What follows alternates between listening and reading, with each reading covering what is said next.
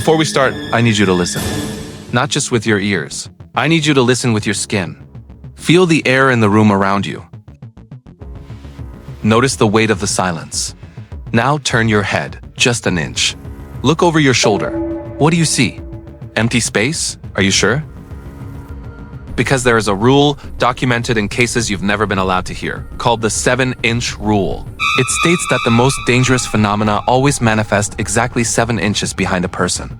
The exact distance of a held breath. It stands there, a perfect mimic, syncing with your pulse. Waiting for the moment you truly, fully believe you are alone. That's when it makes its move. The world you think you know is a fragile layer. Beneath it is something else. Something starving, and the cracks are beginning to show. This story begins not with a ghost, but with a hole. In 1994, a hospital in Central Europe permanently sealed its 7th floor with lead and concrete. The story was a chemical spill, but the night nurses who worked there, the ones who are still alive, tell a different story. They don't talk about a spill, they talk about the scratching. Every night, at 3:15 a.m., the sound of countless fingernails, frantic and human, dragging down the metal inside of the sealed elevator shaft. For 30 years, silence. Then, last month, urban explorers broke in. They were skeptics. They brought thermal cameras, EMF detectors. Science. But science failed. The moment they stepped onto the 7th floor, the temperature plummeted to 20 degrees below zero.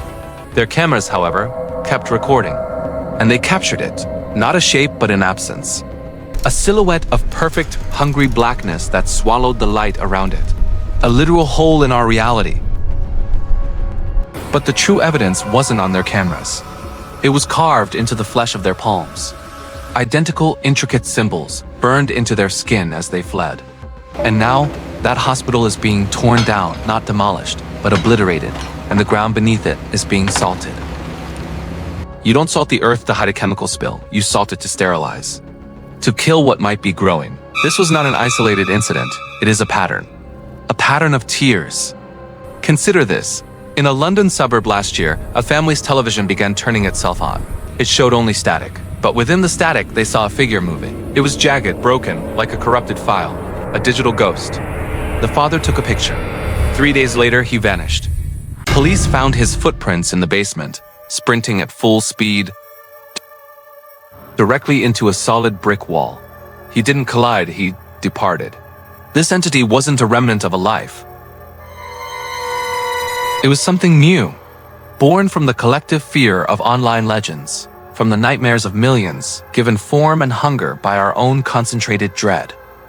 We are not being haunted by our past. We are being hunted by our own imaginations. And now the bridge between these events. Sound. Scientists know of a frequency, 18.9 hertz. Infrasound. It's below human hearing, but your body feels it. It triggers primal fear, hallucinations. They found it in haunted houses caused by old pipes or fans.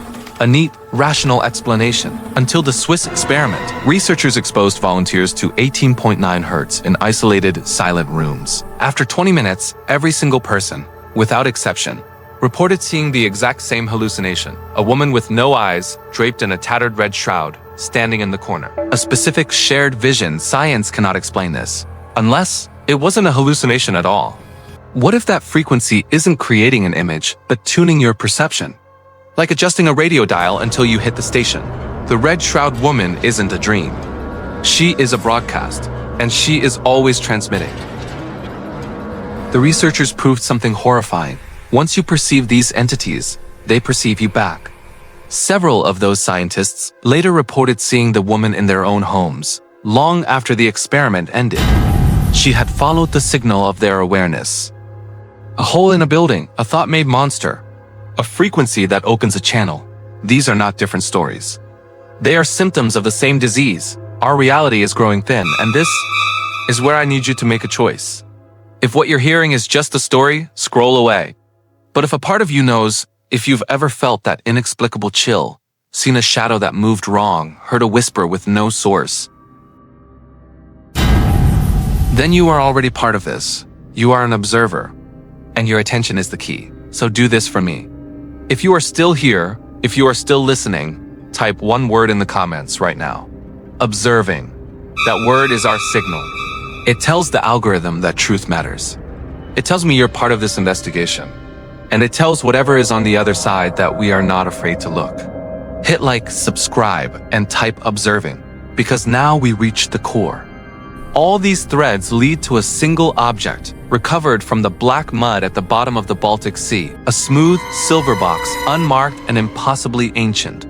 It was opened under maximum security in Sweden. Inside, there was no treasure, no technology. There was only a mirror. But the mirror did not reflect the room. It reflected a dead world. Our world, but under a dead black sun. Empty cities, silent skies. It was a warning. The box is not an artifact. It is a diagnostic tool. A tuning fork for our planet. It revealed the truth. The barriers are failing. The void is leaking in. The hospital hold, the static entity, the red shroud woman, they are not invaders. They are infiltrations. The father in London didn't hit a wall. He fell through a tear that his family's fear had ripped open. This changes everything. The paranormal is not supernatural. It is a natural force we have forgotten. A dark ecology, and these entities are predators. But they hunt a specific prey, your fear. Your terror is their scent, their sustenance, their door into your world. The ancient texts have always said it. Do not feed them. Do not give them your fear. The moment you stare into the shadow and feel not dread, but cold recognition, you sever its power. You turn the key the other way, and you lock the door. But I must warn you, the cracks are spreading. The events will escalate. More disappearances. More impossible lights in the sky. You will be told it's mass hysteria, solar weather, swamp gas. They will give you a comforting lie. Do not believe it. You are here because you sense the truth. You feel the pressure change. You are an explorer on the edge of a new world, a darker, older world that is pressing back against our own. This is where our journey ends. For now. But your journey is just beginning. Be careful what you think about in the dark. Be mindful of the static between channels. And if you hear a voice clear as day that sounds exactly like mine calling your name from another room, under no circumstances should you ever answer. If you are one of us, if you are seeking the truth no matter where it leads, then I need you with me. This channel is our outpost, so subscribe. Ring the notification bell. We are a community, and in numbers, there is strength. There is protection. And finally, one last request. Look behind you again, not 7 inches. Just look. Is it still empty? Or has the act of listening, of truly believing, changed what you see?